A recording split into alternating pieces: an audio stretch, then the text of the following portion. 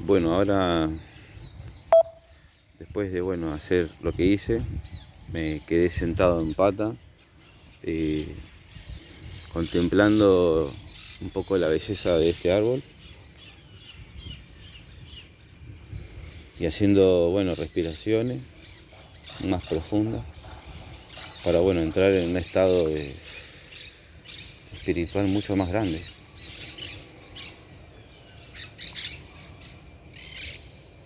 La verdad que es fuertísimo esto, che. Estar acá es impresionante. Te estremece el alma. Quedarte quieto totalmente recibiendo la energía del universo. No hay ninguna persona acá, estoy yo solo. Como si nadie se dio cuenta de esto. Yo miro, ¿ves? Estoy solo. Siento como cuando se le presenta en una zarza, en un árbol, Dios a Moisés, mira.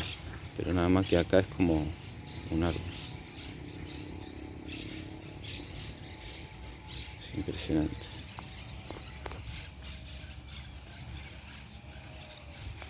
Hay una presencia, siento acá.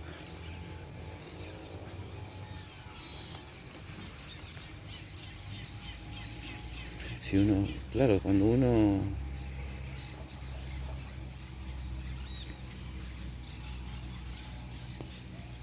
es impresionante lo que se siente.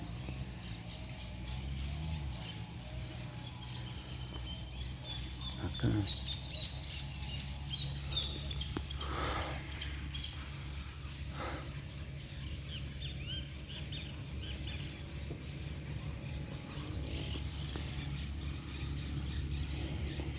Acá se siente algo